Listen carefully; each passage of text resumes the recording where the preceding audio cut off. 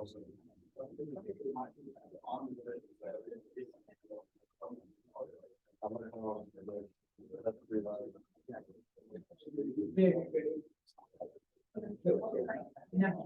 so let's go ahead and get started today.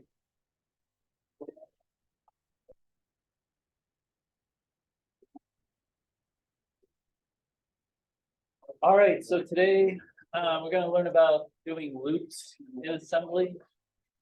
So I asked my other sections and they all told me that we've done loops in a previous programming class, right? Intro programming, so we all know what loops are, right? Just do repeated instructions until some condition is met, right? And that takes you out of the loop. So I think the only thing new is just to see, what assembly instructions that you need in order to do a loop. Questions? Also, just a reminder, and this is no different than what's on Canvas, so it's not that I'm changing anything. I'm just reminding you that the midterm, it's a week from next Tuesday. So it's not next week, it's the week after next week. It's on Valentine's Day, the 14th. And after I'm done with the lecture part, I'll talk a little bit more about it. Also, after the lecture part, there's a software assignment today. I'm going to do part of it. I'll do part 2. And then on Monday of next week, the first part of that software number 3 is due. And then also tomorrow you have the reg file that's due that you started last class. Okay. Okay, but anyway, let's talk about doing loops in assembly. So I have 3 examples on the board of different kinds of loops. This one over here, the for loop. Heard of a for loop before? So as you can see in the flowchart, and remember, just like you've done in the previous software assignments, and like every time, I talk about any sort of code up here regarding the assembly language, I always start with the flowchart, right? And that's, one of the requirements of the software assignment. So, always start with the flowchart. So this is what the flowchart for a for loop would look like, where the first thing you would do is just set an integer to 0. And we're going to use that integer as a counter. And then remember, in a flowchart, the diamond shape is where a decision is made.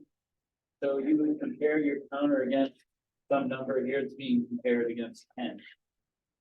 And if it's less than 10, you're going to do some repeated instructions. If it's 10 or greater, well, then it takes you out of the loop. And then once the repeated instructions are done, you increment the counter, right? You increment I by 1. And then you just go back to the top of the loop to the decision point. And again, if it's less than this number, you're going to stay in the loop. Equal to that number, right? Takes you out of the loop. Okay. So what the assembly code would look like is what you see here. Now, here's one thing that's really important that sometimes people make mistakes on. And that's, you never should assume that a register is a particular value. Now, having said that, last class, if you took the approach of making the 0 register equal to 0 all the time, where you initialize all the registers to 0, including the 0 register, and never write to the 0 register, well, there you're making all the reg file 0, right?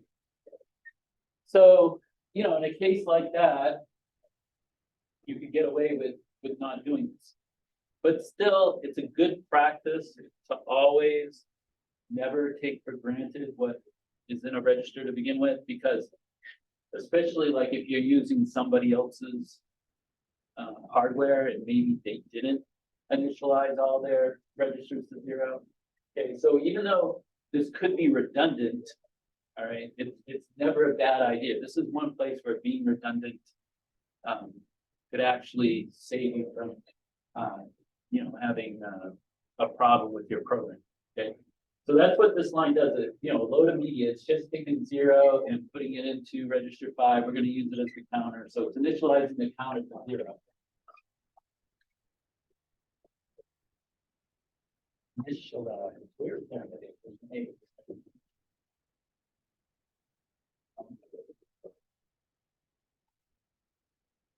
Now here when I say counter, I'm talking about a register that we're just using to count. I'm not talking about like a counter circuit, like the program count. Okay. All right, and then you got to put in the value that you're using to count to also in a register. So that's what this line does. It just loads 10 into register 6. So this is like our max count.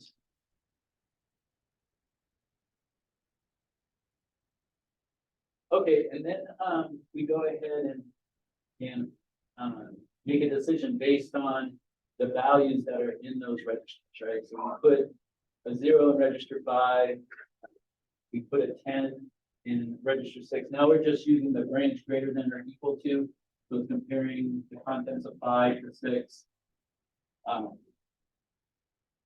If it's true, right, it's going to take us out of the loop. If not, that means you know, our counter is below what the max count is. So we do the repeated instructions. Then after the repeated instructions, we're going to use the add-I command to add 1 to our counter. Okay, so this is what increments the counter by 1. Then we go back and do another evaluation. Okay, this is true. We get out of the loop. If not, we just stay in the loop until our counter register equals or is less than, or excuse me, when it equals 10. That's what takes us out of the loop. What is the repeat instruction part of it?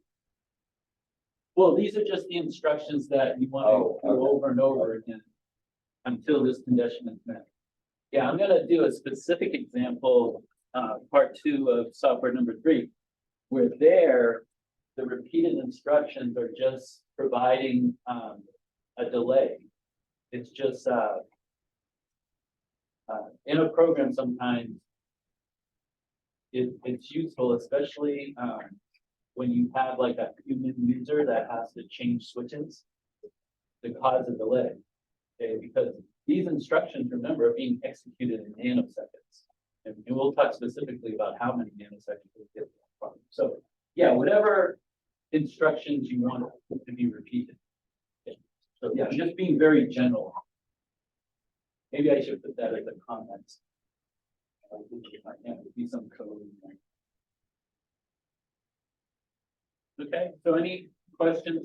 Oh, now let me put a barrier here. You know, these are 2 separate programs. Okay, this is one program that's doing that flow chart, and then this is a separate one, okay, that's doing the same flow chart, or I should say is performing the same type of process as that flow chart. Can you see what the difference between these 2 are? The second one, the increments. Right. Yeah, exactly. That's the difference. See, this one here, our counter starts at 0 and we're counting up, right, until we hit the condition. So this is counting up. Right, going 0, proceeding upwards, right? This one's counting down. See, we're just initializing the register to 10. And then every time we go through the loop, we're just decrementing. And then we're testing it against 0, right? This is a branch not equal to 0, right? As long as it's not 0, it's just going to stay in the loop, right? But once it equals 0, then we're out of the loop. So this is just counting down.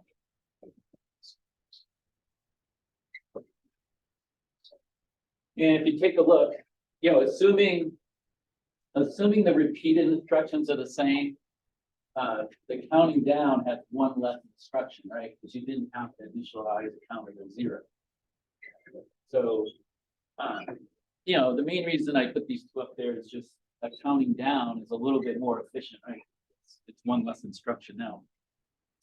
You know, as you're going to see, each instruction here is like 40 nanoseconds. So probably most of the time, 40 nanoseconds isn't that much. But I mean, if you had a huge program with a lot of loops like this, you know, maybe it would add up, you know.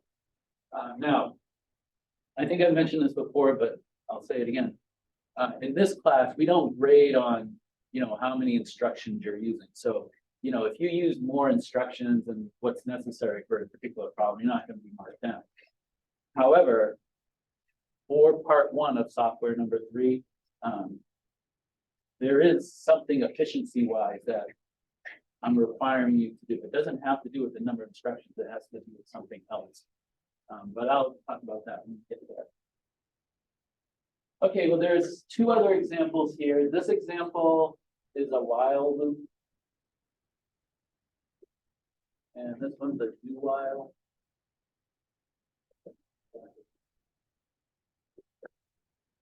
Have you heard of those loops before? You remember what the difference between the 2 are? You can see it in the flow chart. See, a while loop, you're going to do actually, it's easier to start with this one. With the do while loop, you're going to do the repeated instructions at least once, right? You come into the repeated instructions first before you get to the decision point. With the while loop, you hit the decision point first. So it's possible that you would never do the repeated instructions, right? Because if this condition was met, it would take you right out.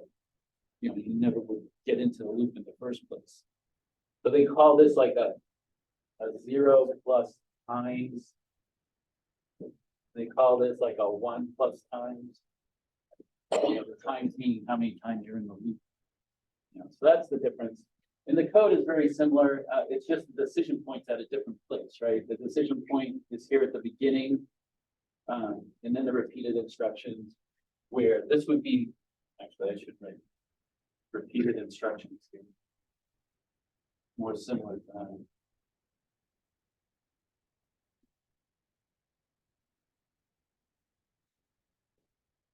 Right, so here you start out with repeated instructions and then do your test.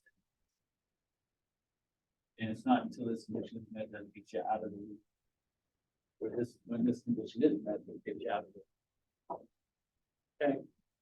So that's really all there is to doing loops in assembly. I mean, it's just an extension of the conditional statements with branches. So just like a week ago, when you were doing the if then else and also the case statement that required branch instructions, the same thing with the loop. It's just, you're doing repeated instructions now until a condition is met, instead of just branching when, a condition is met. Okay.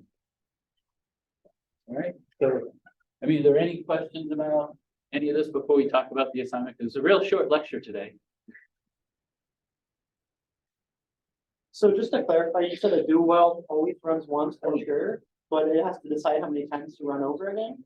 Well, you see, if you look at the flow chart here, because the repeated instructions is before the decision point, it's always going to do the repeated instructions at least once, right? Where here, the decision is before the repeated, right? So it's possible here that you never get to the repeated instructions. So that's what they mean by 0 plus times, that, once you get into the loop part, it's just you're doing it that many times. But it's possible that you never do it at all if at the decision point here, it takes you right out of the loop, right? Because to go into the loop, this decision would have to be true. Yeah. Where here, because the repeated instructions is first, you have to do it at least once. I mean, you could do it multiple times, but you have to do it at least once. Here, you could possibly do it 0 times. So if it was in the code, how would you know that the condition changes? Would it be like it's no different. It's a branch condition, right? So if this is true, then you're going to branch. If it's not true, you're just going to fall through. Yeah. The only difference between, when you're looping as opposed to just branching is that you have a section that you're repeating, and that's the loop portion. That's the only difference.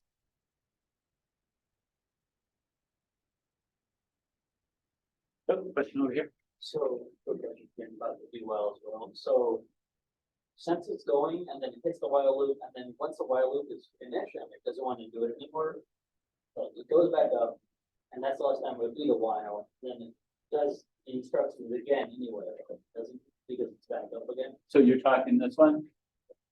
Yeah, Well, this one here, okay, let's say, but you know, we're starting here, we do the repeated instruction. And now, is this condition met or not? And your question, yeah. It does is met? now, and then the next time it doesn't. okay, so it would do this once, come back up, do it a second time, and then go out, right? Yeah, Okay, so that would be like 1 + 1, right? Because it did this and then it did it one more time. yeah. Right? Yeah, that's what is meant by this, is that the impeded instruction would have to be done at least once, because the decision point is after you go through the. Okay. Yeah, where here, the decision point is before the repeated instruction, so it's possible that you never go through it, right? Because if this condition wasn't met, you wouldn't even go into, you would never execute the repeated instruction. Yeah, that's the only difference, just the order of things. Oh, question? So maybe back to what you were saying, what Ethan was saying, so would you want them to make your instruction one less than, what you want to happen? Because it's gonna go back and do that repeat instructions again, even if you didn't want it to? But, Well, it's only gonna go back and do the repeated instructions if this condition is met. Right, it's true. Which again, that's the branch thing, right? That's how we make a decision, right, with the branch. You know, we're checking to see if the contents of this register is less than the contents of that register. If so, you're gonna do the instructions again, but if not, you're gonna fall out of the loop. Right, the fault here would be out of the loop. Does that answer your question, or? sort of, I just mean like, it's gonna do the repeat instructions again, even if X5 is not less than X6 for the very last instance. Why do you say that? Because isn't it gonna go back like, okay, repeat instructions, then X5 is less than X6, go to the top. Let's imagine that, then when it goes to the top, X5 is not less than X6. So it'll do the repeated instructions. again. Well, but once it goes to the top, it has to do the repeating instructions to get back to the decision. So, Like, there's no decision up here, the decision is here. How do you know how to break out of a while loop? Is it usually like that? There's like some addition or something happening to make that condition like true or Well- false? Well, yeah, there's stuff happening in the repeated instructions. Okay. Yeah. And those might be affecting the condition. Oh, yeah, definitely. Otherwise, well, it has to, right? Because if this wasn't affecting this, you'd be in the loop infinitely, right? There'd be no way to get out of it. Yeah. And in fact, that's a common problem. Like when you have a problem with the program, a lot of times, you know, you don't intend, but somehow it gets into the loop. In fact, one way that can happen is you don't initialize a register, right? Because if you don't initialize a register and you're just assuming it's gonna be a certain value and it's not, well, maybe it's such that your condition can never be met. You know, and that's how you can get in the infinite loops. And you have to initialize a register for while loops and do wells as well, right? You have to initialize a register anytime you're dealing with assembly code. You should never assume, not only for this, but for anything you're doing. You should never assume like a register is a certain value. Now, again, you know, a caveat to that is, you know, we made sure the reg file was initiated all to zeros, right? So if you're sure, like your design, you know, you initialize everything to 0, you know, you can get away with not having this. But again, the reason why it's a good practice is because you might be working on someone else's, you know, hardware, and maybe they didn't initialize everything to 0. And even if you do this and you had initialized everything to 0, it's not going to hurt anything. Yeah, great questions. Okay, so let's talk about this. Oh, another question. Oh, thank you. God, this is the first time today I forgot. You got me so excited with your questions, I missed my message. Like, turn the camera message. Okay, so the assignment today, software number 3, we're gonna do part 1, we're gonna go over part 2 here in class. So part 2 is, we read a 32-bit value from the switches. And again, here's the address of the switches, so you've seen this before. Then we're gonna delay a half a second. And then just output that data from the switches to the 7 seg. And again, the 7 seg, its address is 40 hex from where the switches are located. Seconds. Okay, now in order to understand, the code that we're going to come up with, and also the flow chart, there's some background information here that you need to know about. Some of this I think I talked about a little bit, but I know at least one thing I haven't talked about. The first thing that I mentioned, and you learned this in CP133 also, is that the Basis 3 board that we use, its frequency is 100 megahertz. So it's running at 100 megahertz. So what is the period of a signal that has a frequency of 100 megahertz, or how would you figure it out? Yeah, you just take the reciprocal, right? Frequency and period are reciprocals. So what's the reciprocal of 100 megahertz? 10 milliseconds? And a nanosecond, exactly. Very good. Okay. Now, and what's nano? 10 to the what? 10 to minus 9. And minus 9, sorry, 10 to the minus. Okay, now the Otter, our microprocessor that we're building, it's going to run at 50 megahertz. Okay, and this isn't for another few weeks. I mean, this will be after the midterm. And this will be when, you're working on getting your Otter to work, like all together. Like you're doing the individual pieces now. And, eventually you'll take those individual pieces and connect them all together into that diagram that you see. Right? The one that's on Canvas and the one that I give you hard copies of.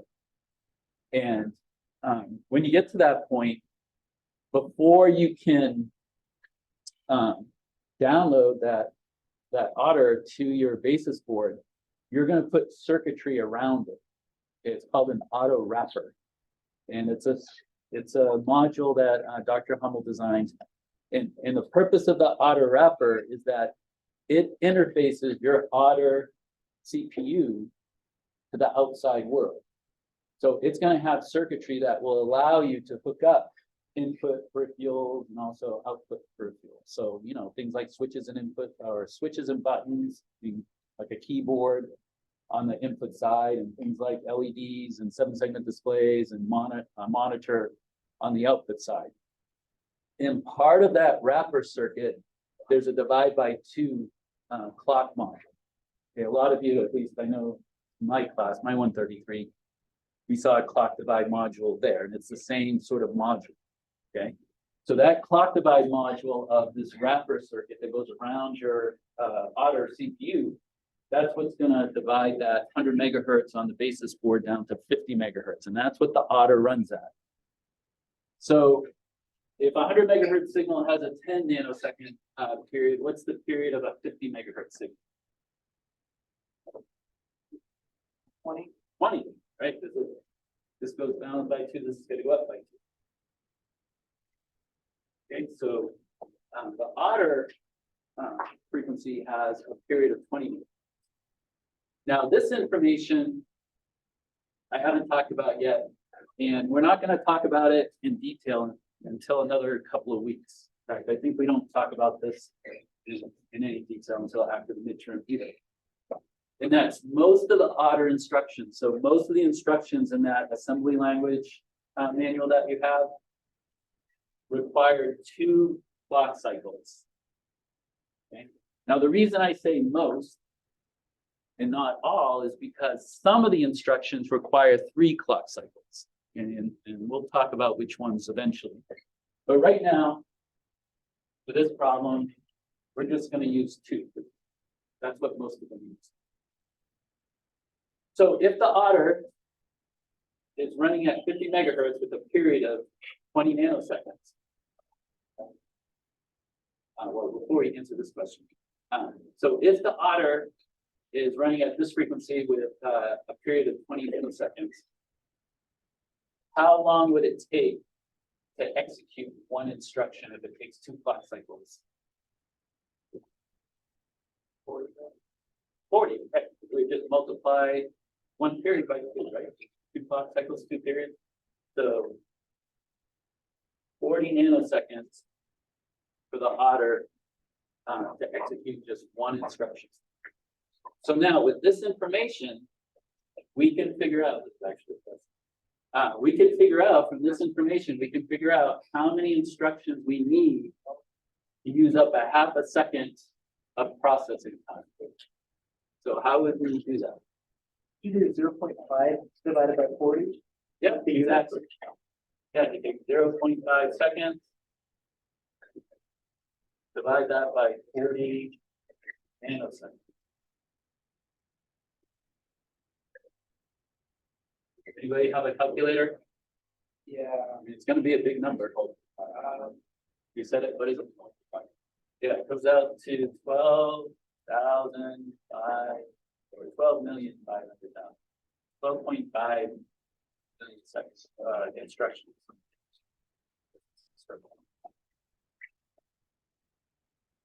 Okay, so everybody see how we did that?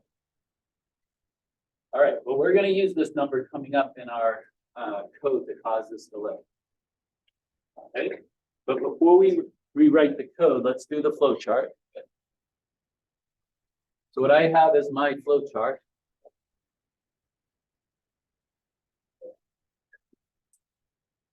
Okay, we got our start symbol.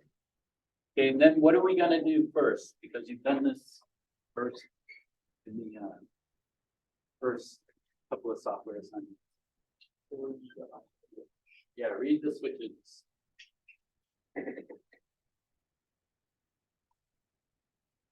Read switches. Okay, and then the next thing I have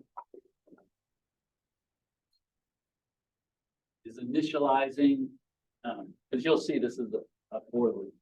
Initializing the counter and the max. Initialize counter max count. Okay, then before I go into my loop, I'm going to increment counter. So increment by 1. Okay. Okay, then we go into the loop portion. So we have a decision to make. We're going to check counter versus max count.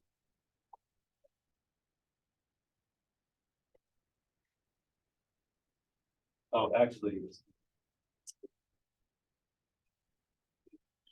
like this story. Better to write it this way. Check if counter and max count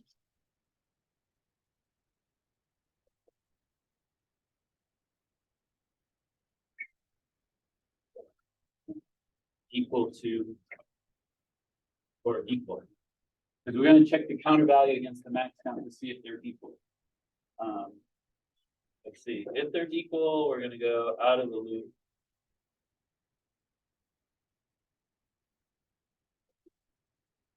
If they're not equal, then we want to go back into the loop. Okay.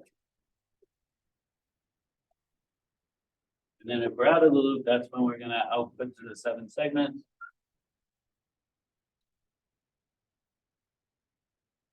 And that's the end.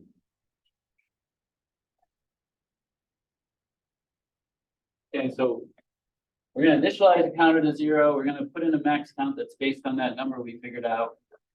And then we're just going to stay in the loop until, incrementing the counter by 1 each time we do an iteration of the loop until our counter matches that max count. And then we're going to come out of it. Okay, so you see, it's this portion that's going to provide that half-second delay. Okay, how long we stay in this loop. that make sense? Okay, so that's the flow chart. So this is what the assembly code would look like. Okay, well, what do you think is gonna be the first instruction? Because you've done this before. Load immediate then switches. Yeah, exactly. What about the switches? You load the immediate value that switches to a register, usually F5. Okay, well, yeah, it can be any register, but that first load immediate, like, what's the immediate that we're loading? 11, here, there, Yeah. Yeah, we load the address of the switches first, right? So we got to load immediate. Now I use register 6 here. There's nothing special about register 5. It can be register 5 through 31 as far as we're concerned right now. Now, later on in the course, we'll learn that certain registers are used for things we want to say. Certain registers are used for what we call temporary, that change a lot.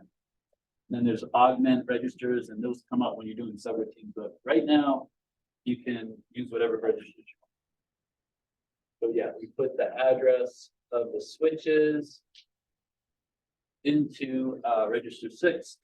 The next thing I did here is I initialized my counter, and I'm using register 8 for the counter. Okay, so this is initialize counter register.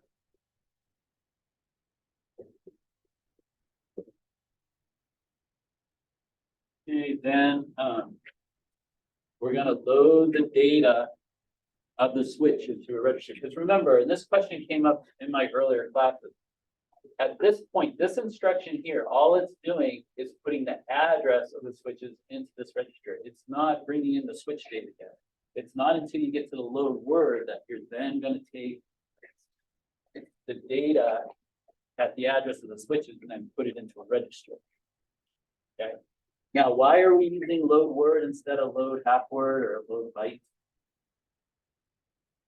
32 bits. Yeah, because we're using all 32 bits. Right, so load word, and I'm going to put that data into register 5.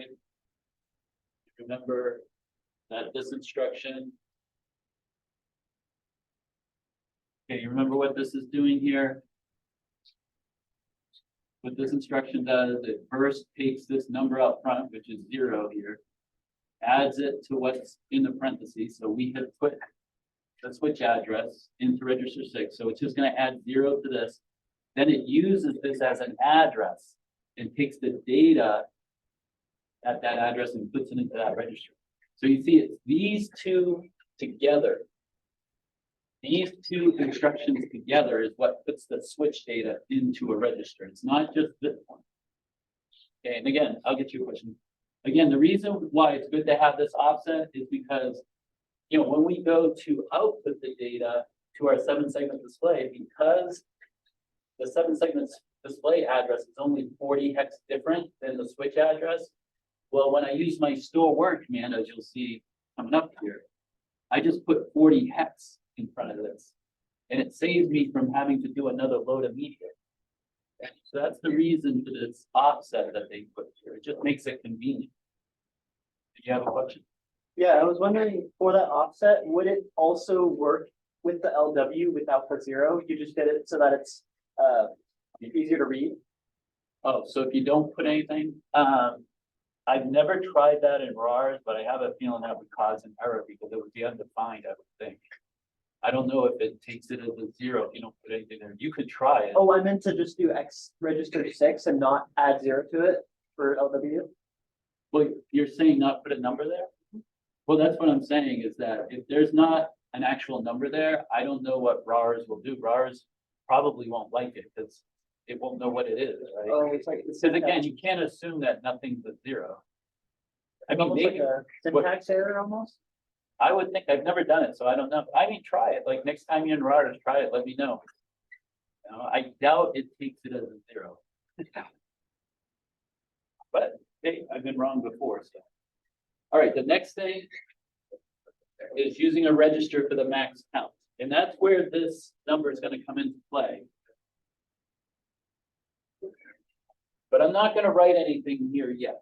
Okay, we're going to come back to this. Okay, because you're gonna see there's a modification to this number that we found earlier. So I'm just gonna continue on and come back to this in a little bit. Okay, but next thing is the loop.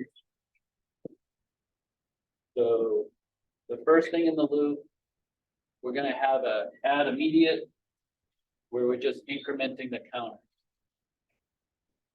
Right, so this just increments the counter.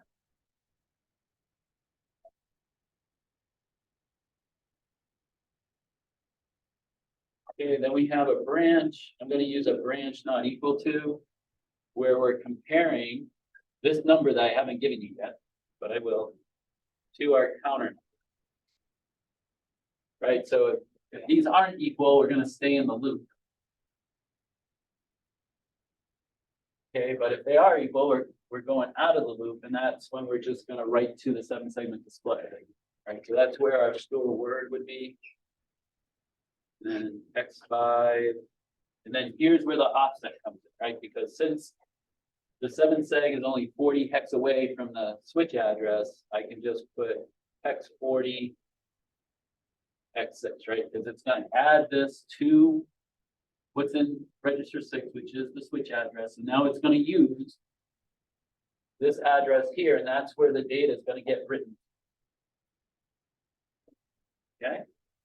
All right, so now let's figure out what this number has to be here for this low to medium, because that's the number we're counting to, right? That's how long we're gonna stay in this loop here, okay? Well, in this loop, there's 2 instructions. And each instruction is 40 nanoseconds, right? So you see it's gonna be in this loop, 80 nanoseconds for each iteration. So if I want to delay a half a second, what does this number have to be? So I stay here a half a second. Is it gonna be this one or something else? It's gonna be half of the. Yeah, it's gonna be half of this, right? Because this was based on 40 nanoseconds, right? 1 instruction. But in the loop, we have 2 instructions, right? Which is double the time. So that means this number is gonna be half what we have there. It'll be 6,250,000. So you see, it will stay in this loop this many times. If you take this number times 80 nanoseconds, that's a half second. Okay, now some people would argue, oh, well, but you've got these instructions too, right? And they take up some time. Yeah, but 40 nanoseconds, 40 nanoseconds, 40 nanoseconds, 40 nanoseconds, another 40 nanoseconds, let's say the output. You're writing instructions over 6 billion times, it's not gonna stop over every single one. Yeah, exactly. Yeah, this is minuscule compared to a half a second. So now, see, the reason why it's good to know this, and I might have mentioned it just briefly at the start of class, is because it's very likely in your final project that you're going to want to input data to your otter using the switches, right? Where you yourself or some other human being is going to be flipping those switches. And if you have something like that, well, you have to provide enough time for a person to actually change the switches, right? If you didn't have that delay in there and the instructions are running 40 nanoseconds, right? Well, you're not that quick. You can't change those switches fast enough. So you put delays like this in your code when a user is, inputting data from the switches or even the buttons. Now the keyboard is something different. The keyboard requires, what are called interrupts. And unfortunately, I've mentioned this, because of the classes we lost, there's not just going to be any time to do interrupts along with getting your otter to work and testing it and debugging it and all that. So unfortunately, unless you do reading on your own, you're not going to be able to use a keyboard as an input, because again, it requires an interrupt, but you can still use the switches and the buttons. Also, and we'll talk about this after the midterm, because the day of the midterm, the first hour is the midterm, the second hour or the last 2 hours will be a lecture. I don't think it will be a 2-hour lecture, it'll probably be a short lecture. But in that lecture, we talk about how you can put data into the data segment of real memory, Right, remember real memories made up the code segment where the instructions go, and then there's the data segment, which we really haven't talked about yet. Obviously, data goes in the data section, right? But how to put data into the data section, we talk about that class, and you do it through assembly directives, what are called assembly directives.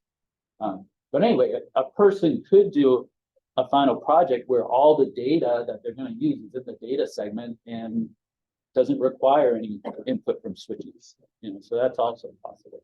Okay, and we'll get to more of that later, but at least I wanted to give you one example of where a program like this that has a delay could be useful. Okay, all right, next thing.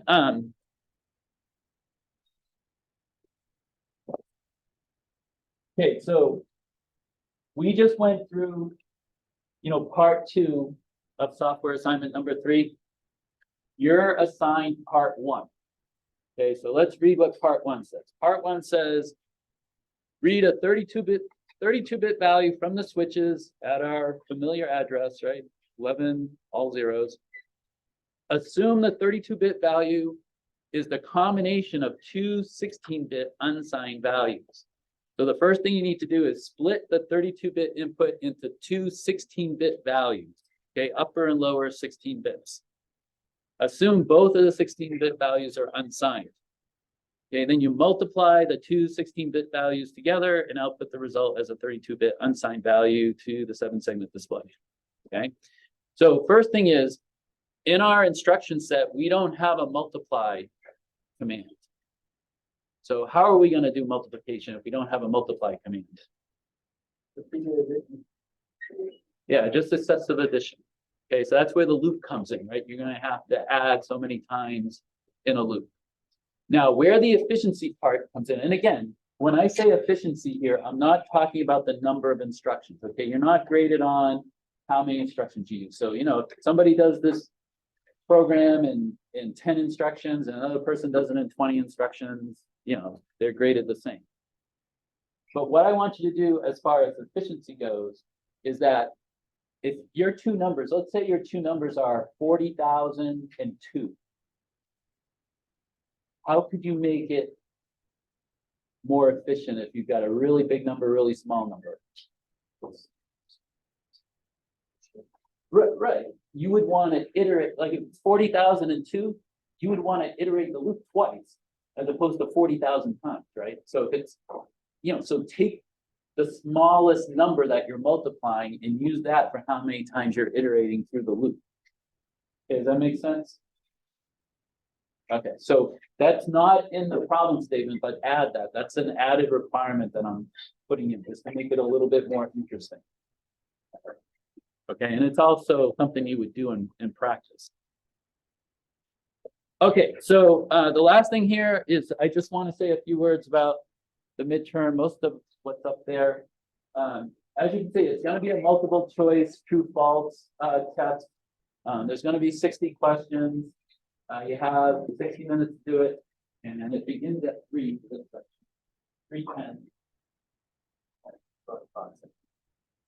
And it starts right at 3:10. So if you're late, you lose that time, right? If you come in 20 minutes late, then you only have 40 minutes to do it. And you have to take it in your enrolled section. Usually that's not a problem at the 3 o'clock. That's more of a problem at 8 o'clock. But no matter what section you're in, you have to take the class during your enrolled time. Otherwise, it's a 0.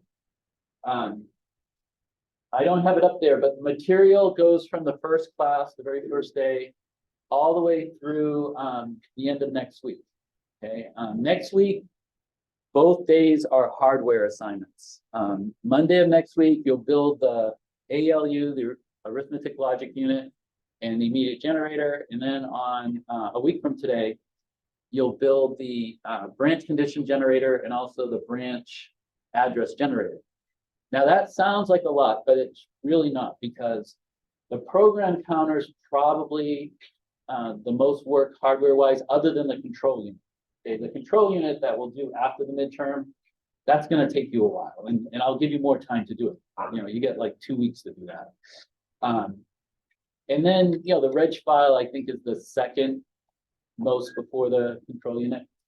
The ALU, what you'll find next week is the ALU is just one big mux.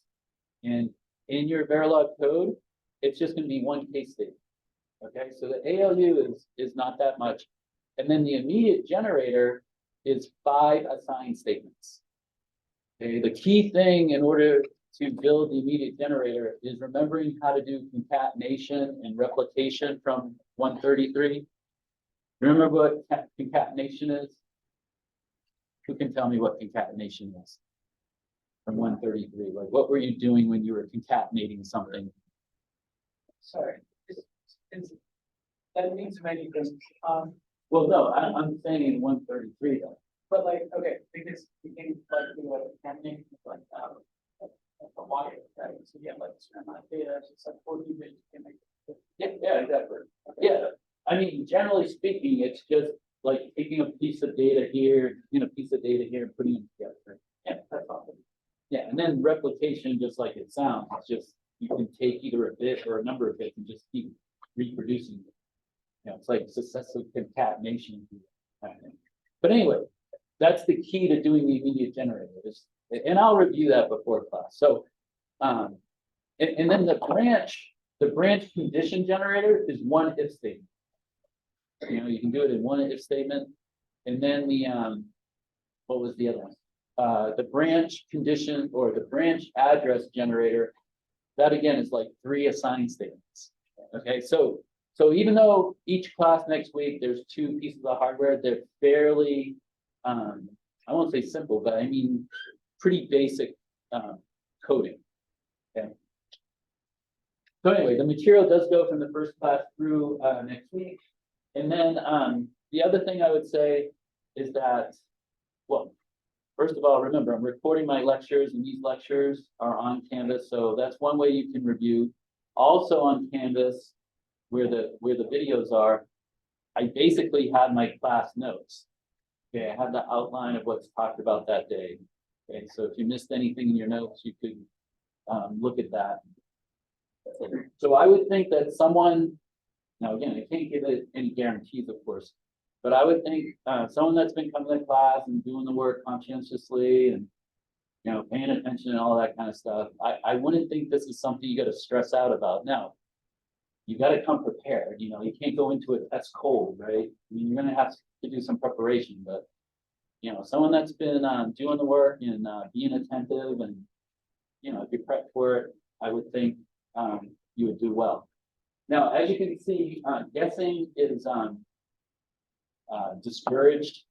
Okay, correct answer is +1. If you leave something blank, it's -1. But if you have an incorrect answer, it's -1.5. So if there's a question and you have no idea, you have to completely guess. Unless you're one of those people that always win raffles in the lottery, how there's some people that are just always win things like that. I mean, I'm not that person. I've never won anything in my life. So, I would never guess if I had no idea, I'll get to your question for a second. I mean, if there was a question and, you weren't 100% positive, but you were some percentage positive, but not 100%, not 0%, then it just comes to your risk tolerance, right? Whether you're a CD person, right, put all your money in a CD, or whether you put all your money in the stock market, or put it all into crypto, that would decide that. Do you have a question? Yeah, I'm wondering, so when you say -1, is that worse than a 0? Like, so you get like 50 points on a test. If you got like half of them blank, would that amount to a 0? Yeah, somebody asked that in the other section. First of all, unless somebody was really not participating, I don't think that would even happen. But yeah, if that were to happen, that would be true. However, that wouldn't necessarily be a 0% in a failing, right? Because it would all depend on the class as a whole. So, it could end up, I don't know how things are going to shake out, but it could end up that a 20 is a B, I mean, if that's what it comes out to. I mean, there's like a lot of negative scores, which I don't, again, think there's going to be. So, what was the other thing I was going to say? Also, if there's a question where the majority of the class left it blank, I would probably throw it out. Did you have a question? Yeah, I was gonna ask how like in depth they put like, for example, are we gonna have to like know what It's- what's the thing to do? I don't plan on Actually, this is a good question over here. The question is, the level of detail. I don't plan on giving any of those handouts, so I don't think it, well, it won't be as detailed where you would have to know specifics on like a handout like that. But it's the level of detail that, you know, I've gone over in class and, you know, again, what's on that canvas. And so I would look at that as far as level of detail. Okay, so would we have to know like what bits are like RS1, what bits are at RS2, or things like that? I would think a question like that, I would probably give you some information. What handout would you? What handout were you showing me? Was that like the listing of? Yes, all the programs. Yeah, like something like that. I don't. I mean, you should know things like, because you had to do this for the. You had to do this for the, what was it, hardware number one, where remember? You start out with like these 60 instructions, but you gotta start narrowing it down and remember how you have to look at opcode. So you should know, like generally, hey, opcode's important because that tells me like a group of instructions, right? So things like that. Okay, so you have the rest of the time to work on your assignments. You know, the reg file again is priority because that's due tomorrow. So if you're not finished with that, I would start with that. And then the software number 3 assignment, that's due Monday of next week.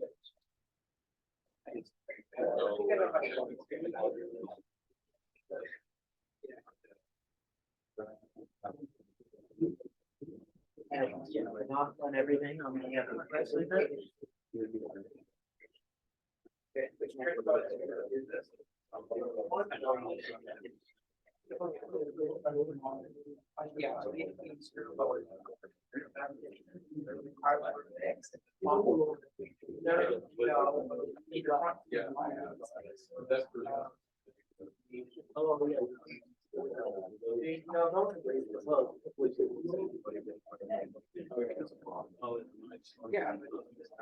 Yeah, well, come to think, I mean, I could check. Are you, and have you set it up the way I thought it? We tried the same thing. I haven't pulled up. Yeah.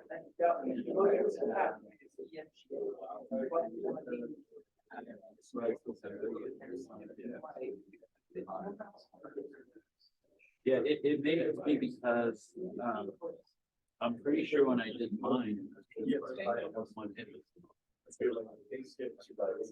But that, it's not, I mean, don't think it's a. I mean, that's one reason to ask like you are is that. That's, you know. It's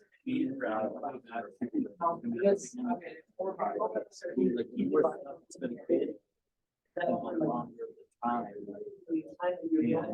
By the period. Like possible that. I wouldn't say that. How long you have. I feel like it's not. Right? And when you But- saying. I would go. I'm not really finding it. Up and down. And then maybe that sometimes you know, in regards to actually the whole thing. Like if you think of the way it's moving, statement. Just to make, I think at this point.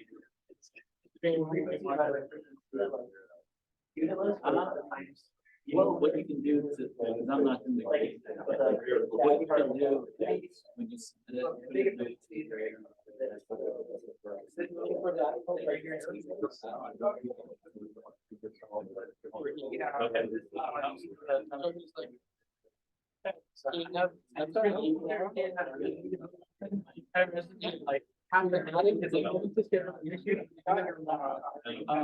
But, so I use this thing called the Upbox, real-time operating system, and what it does is that. Yeah.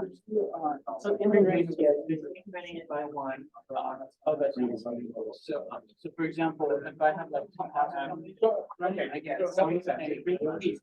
And that way you would, it's gonna jump over priority task, move on to upper priority task, do that, come back out. So I was wondering, how does that look? It's going to run, yes, because, you know, with the auditor, you kind of, like, student kind of jumps in between addresses for different things. So, what was he saying? Oh, that's the reason. Right, well, that's either it goes. You're telling us so you're saying we can get in the late night, it's so bad. It's all about how attached memory and. But the is that, you know, when the microprocessor.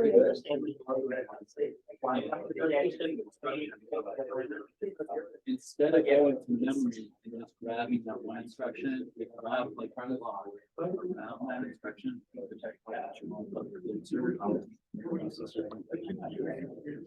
that puts the probability of the next instruction for this. No, there's also.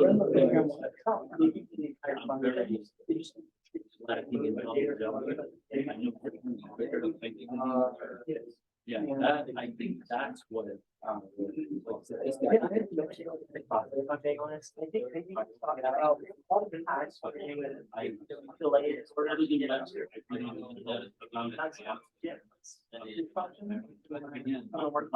Teachers first.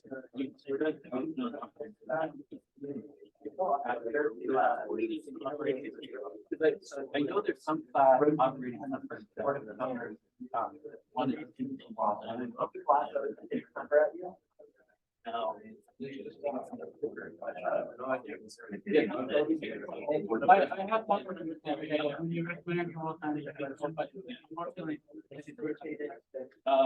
Yeah. Well, you know, you could,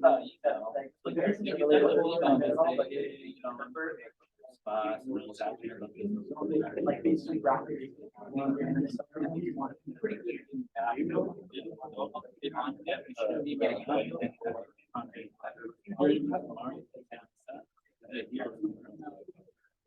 Oh, he wants you to. Yeah. If the number of class, so you don't suddenly basically. 40 tabs. So right now, you want to check that life, run the shorter. Figure out a way to where. I used to live in Spokane. It starts with an R. Oh, really? Yeah, it's a big.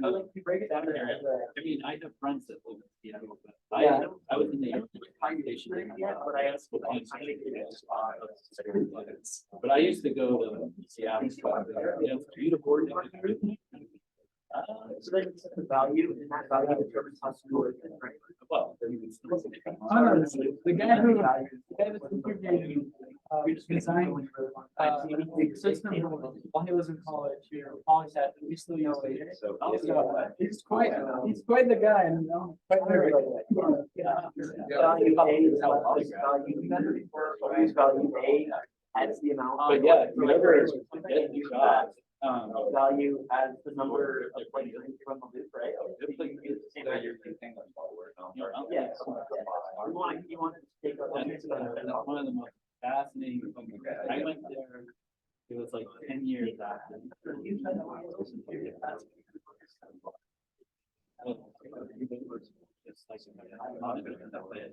I think I was healthy about that. Like, look for blog or being like, look for. Oh, and the other. I mean, I pretty what they call the blast sound. And it's like a 20-mile radius. When it was right? Like, half of the mountain moves out.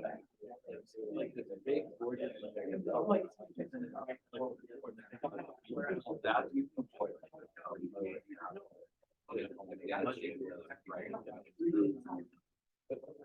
But there's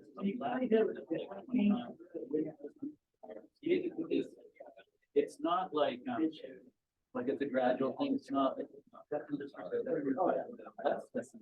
Less and less. It's like all of a sudden, it's like a line And it's all green and plush and light. Almost like going in there. Lined up. Shall live, thou shalt die. Pretty amazing. Thanks. All right.